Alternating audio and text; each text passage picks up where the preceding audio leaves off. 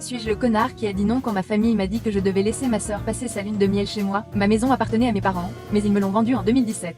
C'était une sorte de maison de vacances familiale. Tous les 2 ans, quand mes grands-parents étaient en vie, ils nous invitaient, nous les enfants, là-bas pour une semaine. Avance rapide jusqu'à la fin de 2016. Ma sœur a été acceptée dans l'université de ses rêves. Je ne dirai pas laquelle, mais c'est une grande université. Tout le monde était excité et fier d'elle. Moi aussi. Mais une semaine plus tard, mes parents ont appelé pour me demander si j'avais déjà trouvé une maison. J'en cherchais une, et ma famille le savait. J'avais économisé depuis que j'ai commencé mon premier emploi à 20 ans. J'ai dit non. Alors, mon père m'a suggéré de leur acheter la maison du lac. Je leur ai demandé pourquoi ils voulaient la vendre. Il s'avère que SS n'avait pas d'économie pour l'université et n'a pas obtenu de bourse comme elle l'avait prévu et nos parents ne pouvaient pas non plus se permettre de tout payer. J'ai demandé pourquoi ils n'avaient pas obtenu de prêts étudiants et ils ont dit qu'ils ne voulaient pas qu'elle ruine son crédit. Donc, leur solution a été de vendre la maison du lac et d'utiliser l'argent de cette vente pour financer ses études. J'avais beaucoup de bons souvenirs de la maison du lac. Alors, j'ai finalement accepté. Je travaille par ordinateur. Donc, après avoir obtenu une bonne connexion internet là-bas, j'ai emménagé directement et j'y suis depuis. Ma copine a emménagé définitivement l'année dernière et c'était plutôt heureux. Ma sœur et son petit ami d'université se sont fiancés. Nos parents ont accepté de payer pour le mariage, mais comme beaucoup d'autres à l'époque, les plans ont été retardés. Elle a dû le reporter